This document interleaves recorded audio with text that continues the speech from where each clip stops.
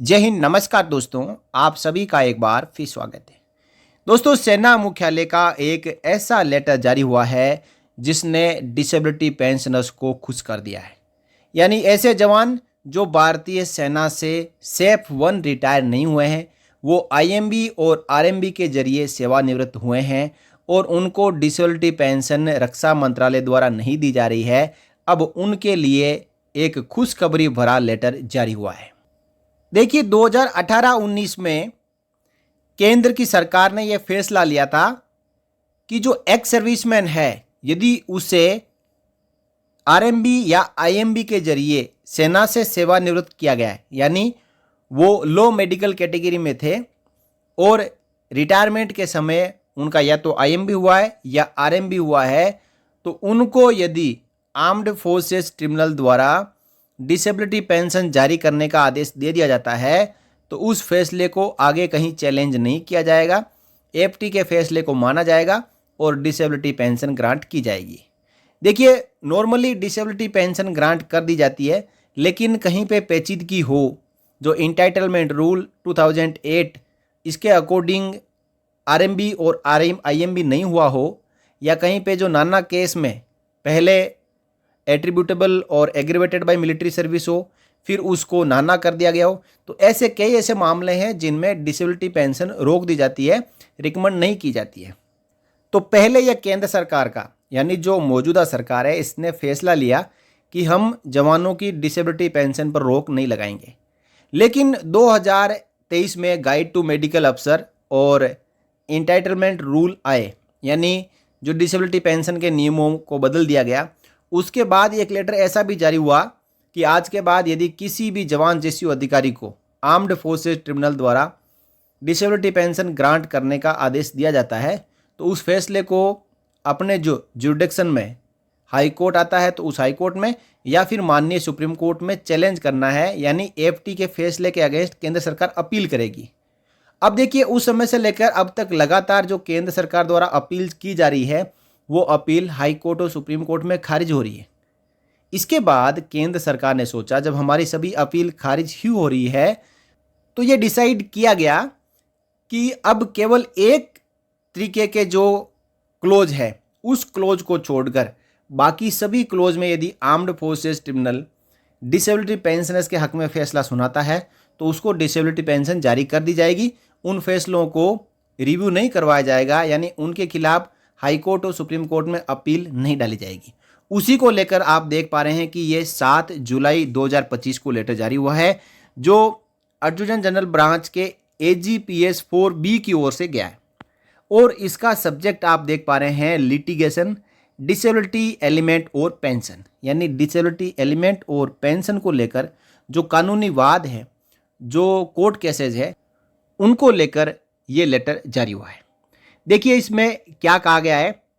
In order to reduce litigation cases, यानी न्यायालय में जो कोर्ट केसेस की संख्या को कम करने के लिए all stakeholder involved deliberated upon the litigation under the chairmanship of Secretary Department of Ex-Servicemen Welfare on 24 अप्रैल 2025, यानी 24 अप्रैल 25 को एक कोई मीटिंग हुई है जिसमें जो चेयरमैनशिप है वो secretary department of ex serviceman welfare ने की है, और उसमें यह फैसला लिया गया है based on the deliberations and JAG जज advocate general army opinion. Necessary instructions on the subject have been disseminated to all concerned wide letter dated 9 जून 2025। 24 अप्रैल 25 को ये फाइनल हुआ और उसमें जेक ब्रांच ने भी अपना ओपिनियन दिया, और सभी जो मेंबर थे, स्टेक होल्डर है, उन्होंने भी कहा कि हम जो जवानों के खिलाफ एफटी के फैसलों को लेकर हाई कोर्ट और सुप्रीम कोर्ट में अपील डाल रहे हैं, उनका कोई फ़ायदा नहीं है। हर जगह हमें हार का ही सामना करना पड़ रहा है। तो हमें अब ऐसा करना होगा कि एफटी के फैसलों को मानना होगा, और ऐसा कई बार चंडीगढ़ हाई कोर्ट ने भी कहा है, दिल्ली हाई कोर्ट ने भी कहा है कि आपको एफटी के फैसलों का सम्मान करना होगा। एफटी एक एक्सपर्ट बॉडी है जो डिफेंस रिलेटेड जितने भी मैटर्स है, पे पेंशन के और प्रमोशन के, उनमें वो एक्सपर्ट होते हैं और जो फैसला सुनाते हैं वो तथ्यों के आधार पर होता है। उसको आप चाहे हाई कोर्ट में ले जाके चैलेंज करोगे, चाहे सुप्रीम कोर्ट में ले जाके चैलेंज करोगे, वो फैसले आपके टिकने नहीं हैं, उनमें अपील आपकी खारिज होनी है। तो फिर केंद्र सरकार बार बार जब इन अपील को लेके जा रही थी, लगातार खारिज हो रही थी, तब ये मीटिंग हुई और स्टेक होल्डर्स ने भी कहा, साथ ही साथ जेक ब्रांच जो लीगल ब्रांच होती है सेना की, उसने भी अपना ओपिनियन दिया कि अब ज़्यादा जवानों के खिलाफ अपील करने का कोई फ़ायदा नहीं है। तो इसको लेकर 9 जून 2025 को लेटर जारी कर दिया गया, उसमें जो क्लियर इंस्ट्रक्शन लिख दी गई।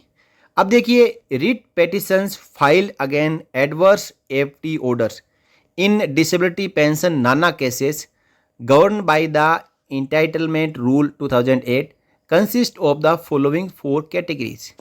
जो मौजूदा समय में जेसीओ जवान अधिकारियों के खिलाफ जो डिसेबिलिटी पेंशन नाना केसेज है, उनको लेकर जो अपील्स की जा रही है, उनको जो चैलेंज किया जा रहा है, उनकी 4 कैटेगरी है। इन चारों कैटेगरी को समझना। देखिए, यदि आप डिसेबिलिटी पेंशन के हकदार हैं और अभी तक आपको डिसेबिलिटी पेंशन नहीं मिली है, तो आप पहले इन चारों क्लोज को समझ लें। अब इन 4 क्लोज में से केवल एक क्लोज के तहत अपील की जाएगी। बाकी 3 क्लोज में यदि आपकी डिसेबिलिटी पेंशन का मैटर आता है तो आपको डिसेबिलिटी पेंशन जारी कर दी जाएगी। पहला क्लोज क्या है? डिसेबिलिटी या disabilities assessed NANA by initial categorisation medical board and successive recategorisation medical board followed by similar assessment by RMB or IMB and accepted by the adjudication authority. यानी सबसे पहले जब आप लो मेडिकल कैटेगरी हुए और इनिशियल मेडिकल कैटेगराइजेशन बोर्ड में आपके नाना लिख दिया, यानी neither attributable to nor aggravated by military service. उसके बाद रिटायरमेंट के समय जो आरएमबी हुआ या आईएमबी हुआ, उसमें भी सेम बात लिखी गई, यानी आपकी जो डिसेबिलिटी नाना केस में आती है। और फाइनली जो रिकॉर्ड ऑफ ऑफिस और पीसीडीए में जो एडजुडिकेशन अथॉरिटी होती है, उन्होंने भी इस मैटर को एक्सेप्ट कर लिया। तो यह है पहली कैटेगरी, यानी हर जगह नाना केस को एक्सेप्ट किया गया। अब दूसरी कैटेगरी कौन सी है? Initial categorisation or the subsequent recategorisation medical board assess the disabilities as either attributable to or aggravated by military service, but release medical board or invalid medical board assess the disabilities as nana and accepted by adjudicating authority। समझे आप कि जब आपका initial medical board हुआ, जब आप लो medical category हुए, तो पहला मेडिकल बोर्ड हुआ, उसमें आपकी जो डिसेबिलिटी थी उसको या तो एट्रीब्यूटेबल टू या एग्रीवेटेड बाय मिलिट्री सर्विस माना गया। लेकिन आरएमबी और आईएमबी के दौरान इसको नाना कर दिया, यानी neither attributable to nor aggravated by military service, और इसी को रिकॉर्ड ऑफिस और पीसीडी ने एक्सेप्ट कर लिया। दूसरी कैटेगरी समझ में आ गया आपको। अब देखिए तीसरी कैटेगरी कौन सी है। देखिए RMB or IMB assessed the disabilities as either attributable to or aggravated by military service and assessed nana by adjudicating authority। देखिए रिलीज मेडिकल बोर्ड और इनवैलिड मेडिकल बोर्ड में आपकी जो डिसेबिलिटी है वो या तो एट्रीब्यूटेबल टू या फिर एग्रीवेटेड बाय मिलिट्री सर्विस मानी गई, and assessed NANA bye adjudicating authority. RMB or IMB में तो आपको एट्रीब्यूटेबल या एग्रीवेटेड माना गया, लेकिन जो फाइनल अथॉरिटी है रिकॉर्ड ऑफिस की और पीसीडीए की, उन्होंने आपको केस को नाना कर दिया। और फाइनल और फोर्थ जो कैटेगरी है जिसको यहाँ पे बांटा गया है वो ये है कि आरएमबी और आईएमबी जो initially assess the disabilities as either attributable to or aggravated by military service but later reassessed as NANA. देखिए रीअसेसमेंट भी होता है कभी कभी, जिसमें आरएमबी और आईएमबी ने इनिशियली तो आपकी जो डिसेबिलिटी है उसको एट्रीब्यूटेबल और एग्रीवेटेड माना, जबकि फाइनल जब रीअसेसमेंट हुआ तो उस समय इसको नाना कर दिया। तो 4 कैटेगरी आपको समझ में आ गई। एक बार फिर मैं इन सब के बारे में आपको बताता हूं कि सबसे पहले आपकी जो इनिशियल मेडिकल कैटेगरी हुई, बोर्ड हुआ, उसमें नाना रखा गया। साथ ही साथ आरएमबी और आईएमबी में भी नाना रखा गया और रिकॉर्ड और पीसीडी ने भी उसको नाना केस माना। दूसरा ये कि इनिशियल मेडिकल और उसके बाद में जो रिकेट हुए उनमें तो एट्रीब्यूटेबल और एग्रीवेटेड माना, लेकिन आरएमबी और आईएमबी ने इसको नाना कर दिया और रिकॉर्ड और पीसीडी ने भी इसको एक्सेप्ट किया। दूसरी कैटेगरी। तीसरी ये कि जो आरएमबी और आईएमबी ने एट्रीब्यूटेबल और एग्रीवेटेड माना, उसके बाद में जो रिकॉर्ड और पीसीडी ने इसको नाना केस कर दिया। और फाइनली जो फोर्थ है वो है आरएमबी और आईएमबी ने एट्रीब्यूटेबल और एग्रीवेटेड माना, लेकिन जब दोबारा रीअसेसमेंट हुआ तब आपके केस को नाना कर दिया गया। अब देखिए यहाँ पे फाइनल आर्मी हेडक्वार्टर ने क्या कहा है। Accordingly cases under para 2 bravo, Charlie and delta. देखिए ये 2 है, ये ब्रेवो है, ये चार्ली है, ये डेल्टा है, are being processed for implementation.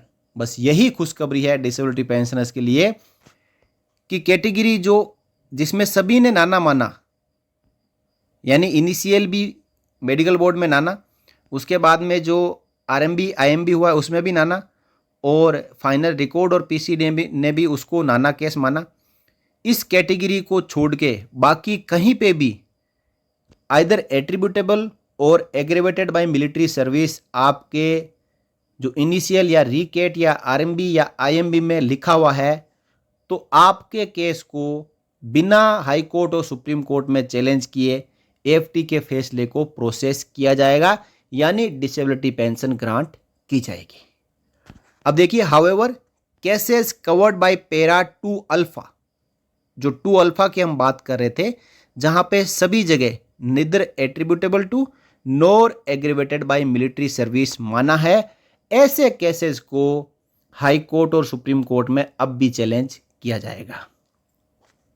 Since contrary to the entitlement will continue to be contested and all legal remedies be exhausted, यानी जितने भी जो लीगल प्रोविजंस है वो पूरे किए जाएंगे। एएफटी ने फैसला दिया है तो उसको ऑनरेबल हाई कोर्ट में अपील किया जाएगा उसके खिलाफ। ऑनरेबल हाई कोर्ट यदि उस अपील को एक्सेप्ट करता है तो ठीक है, और यदि खारिज कर देता है तो ऑनरेबल सुप्रीम कोर्ट में केंद्र सरकार अपील करेगी। तो यहाँ पे दोस्तों अब केवल एक कैटेगरी को छोड़ के, यानी आपके जो मेडिकल बोर्ड है उनमें हमेशा ही neither attributable to nor aggravated by service लिखा हुआ रहा है, तो फिर आपको डिसेबिलिटी पेंशन पाने में काफ़ी जद्दोजहद करनी पड़ेगी। इसके अलावा जितने भी केसेस हैं उनको डिसेबिलिटी पेंशन मिलेगी। यदि एएफटी ने कह दिया कि हाँ ये डिसेबिलिटी पेंशन के हकदार है, तो आपको डिसेबिलिटी पेंशन तुरंत मिलना स्टार्ट हो जाएगी। अब आपको इंतजार करने की आवश्यकता नहीं होगी। सरकार ने इस बात को मान लिया है, क्योंकि सरकार ने भी जवानों के खिलाफ काफ़ी लंबी लड़ाइयाँ लड़ी है, कभी हाई कोर्ट तो कभी सुप्रीम कोर्ट में, लेकिन हर जगह से कहीं जुर्माना लगा, कहीं फटकार लगी, कहीं पे अपील खारिज हुई और कहा कि आप उन जवानों का सम्मान नहीं करते जिन्होंने कई दिनों, कई रातों, कई महीनों, कई सालों तक सीमाओं पे खड़े होकर देश की रक्षा की है। देश के रक्षक हैं वो, उनको चोट लगी, शारीरिक क्षति हुई, उनको डिसेबिलिटी हुई, तो वो डिसेबिलिटी पेंशन के हकदार है, क्योंकि उनके शरीर को क्षति हुई है और ये डिसेबिलिटी पेंशन उसी क्षतिपूर्ति है। तो सरकार ने आखिरकार यहाँ पे इस मामले पर एक कदम पीछे लिया है और केवल नाना केसेस को छोड़ के और बाकी को अब डिसेबिलिटी पेंशन देगी। तो दोस्तों ये लेटर आप देख पा रहे हैं कि जारी हो चुका है PS4B से। इसकी जो कॉपी है वो secretary department of ex serviceman welfare, MOD D pension legal को भी जारी हो चुकी है, और AG secretariat, DGMP and PS secretariat, JAG army और सभी लाइन डायरेक्टरेट यानी RT, इन्फेंट्री, AOC, AMC सबको इसकी कॉपी भेज दी गई है। अब आपके केस को सेना मुख्यालय आगे चैलेंज नहीं करेगा। यदि नाना केस होगा तो किया जाएगा, उसमें आपको कानूनी लड़ाई आगे भी सुप्रीम कोर्ट तक लड़नी पड़ेगी। तो यह है बड़ी खुशखबरी उन जवानों के लिए जो डिसेबिलिटी पेंशन के हकदार है और उनको मौजूदा समय में नहीं दी जा रही है। तो दोस्तों, आपको जानकारी कैसी लगी, सेना मुख्यालय की आपको ये पहल कैसी लगी, इसके बारे में आप अपनी राय कमेंट करें। और साथ ही साथ आपको वीडियो अच्छा लगा हो तो आप वीडियो को लाइक जरूर करें और अपने सभी साथियों की जानकारी के लिए शेयर जरूर करें। साथ ही साथ इस चैनल को आप फ्री में सब्सक्राइब कर लें। कोई भी आपको यहाँ पे ज्वाइनिंग फीस नहीं देनी है और कोई भी आपको यहाँ पे सब्सक्रिप्शन का पैसा नहीं देना है। बिल्कुल आपके लिए फ्री में सब्सक्राइब करने के लिए अवेलेबल है। आप एक बार क्लिक कर लीजिए सब्सक्राइब, चैनल हो जाएगा सब्सक्राइब। उसी के साथ आप सोचते हो कि मुझे सभी नोटिफिकेशन मिलने चाहिए, तो आपको क्या करना है, बेल आइकन को प्रेस करना है और ऑल पे क्लिक करना है। हर वीडियो का नोटिफिकेशन आपको मुफ्त में मिलता रहेगा। तो इस वीडियो में इतना ही, फिर मिलेंगे किसी अन्य वीडियो में आपसे जुड़ी हुई और जानकारियों के साथ। तब तक के लिए जय हिंद, जय Bharat, Vande Mataram. For more updates, subscribe to our channel and enjoy watching the videos. जय हिंद।